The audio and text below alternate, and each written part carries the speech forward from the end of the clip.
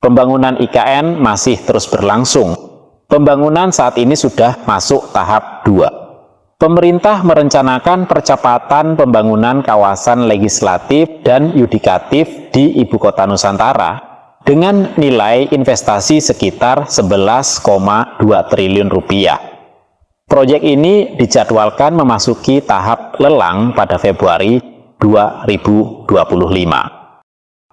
Menurut Kepala Satuan Tugas Pembangunan Ibu Kota Nusantara, Pak Danis Hidayat Sumadilaga, pengerjaan infrastruktur legislatif dan yudikatif ini merupakan langkah strategis untuk mewujudkan target Presiden Prabowo Subianto menjadikan Nusantara sebagai ibu kota politik pada 2028. Pembangunan ini diharapkan selesai dalam waktu 3 tahun, sehingga pada 2028 IKN siap menjadi pusat pemerintahan yang lengkap dengan seluruh lembaga eksekutif, legislatif, dan yudikatif sudah berkantor di sini, ujar Pak Danis. Dana ini menjadi bagian dari alokasi 48,8 triliun dalam anggaran pendapatan dan belanja negara 2025 yang disepakati pemerintah bersama Dewan Perwakilan Rakyat Republik Indonesia untuk percepatan pembangunan Ibu Kota Nusantara. Selain gedung legislatif dan yudikatif, proyek ini juga mencakup pembangunan hunian untuk pejabat, kantor pendukung, serta fasilitas lainnya. Desain gedung legislatif, termasuk ruang sidang paripurna, akan dievaluasi untuk memastikan bangunan mencerminkan identitas bangsa. Kawasan ini akan melengkapi area eksekutif yang saat ini sedang dalam proses pembangunan, sehingga Ibu Kota Nusantara siap beroperasi penuh pada 2028. Proyek ini menjadi perhatian, mengingat pembangunan IKN telah memasuki fase percepatan yang akan berlangsung sepanjang 2025 hingga 2028, mencakup filosofi desain, pelaksanaan konstruksi, dan infrastruktur pelengkap lainnya. Presiden Prabowo menargetkan agar lembaga eksekutif, legislatif, dan yudikatif dapat beroperasi secara resmi di kawasan tersebut dalam waktu 3 tahun ke depan. Proyek ambisius ini bertujuan untuk memperkuat posisi Indonesia sebagai negara yang memiliki tata kelola yang terintegrasi. Lantas, apa arti IKN menjadi ibu kota politik? Ditargetkan pada 2028. Menurut Kepala Otorita IKN, Pak Basuki Hadimuljono, Presiden Prabowo menargetkan bahwa Kota Nusantara akan ditetapkan sebagai ibu kota politik pada 2028 tahun 2028. Jika ibu kota Nusantara menjadi pusat pemerintahan, maka semua fungsi pemerintahan utama eksekutif, legislatif, dan yudikatif akan terpusat di lokasi tersebut. Dengan demikian, kantor presiden, kementerian, serta gedung DPR, MPR, DPD, dan Mahkamah Agung akan beroperasi di Ibu Kota Nusantara, menjadikannya sebagai pusat pengambilan keputusan politik dan hukum di Indonesia. Ibu Kota Nusantara dirancang sebagai ibu kota politik untuk mendukung tata kelola negara yang modern dan terintegrasi dengan infrastruktur berstandar global.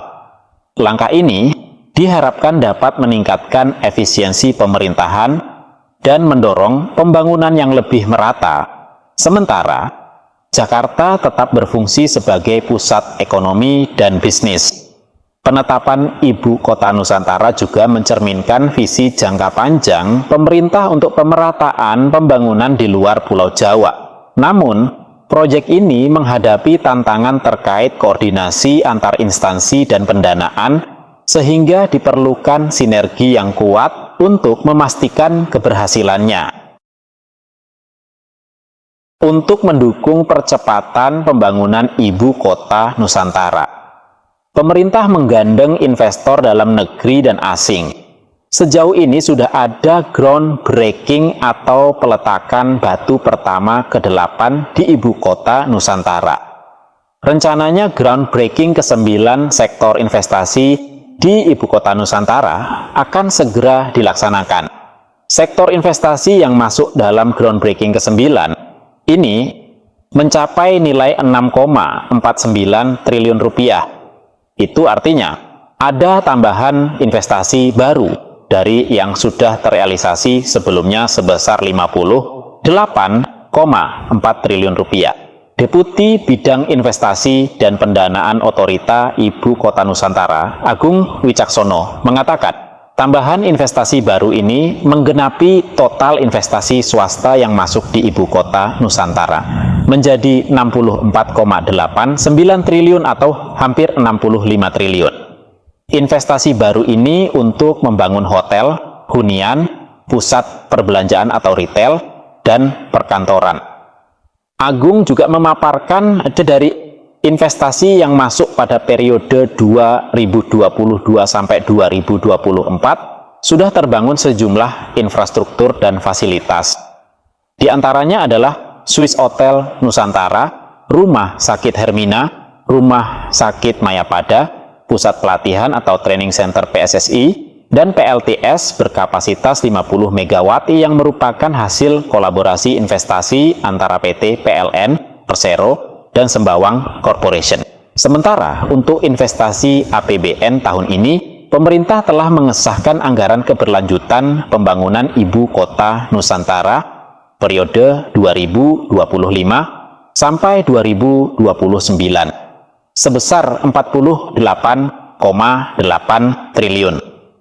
Pada tahap kedua, pembangunan atau periode 2025 sampai 2029, Ibu Kota Nusantara ditargetkan menjadi ibu kota politik. Hal ini seiring dengan rencana penyelesaian pembangunan infrastruktur ekosistem yudikatif dan legislatif, serta fasilitas pendukungnya di wilayah perencanaan, WP2.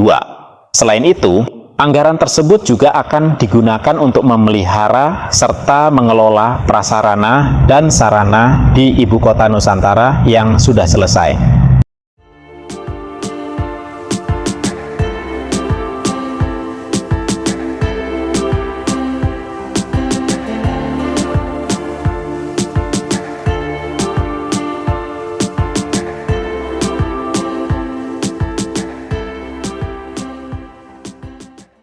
Marilah kita doakan semoga pembangunan Ibu Kota Nusantara berjalan dengan lancar. Tak lupa juga kita doakan semoga para pekerja yang terlibat dalam pembangunan Ibu Kota Nusantara ini diberi kesehatan, keselamatan dalam bekerja sampai proyek ini selesai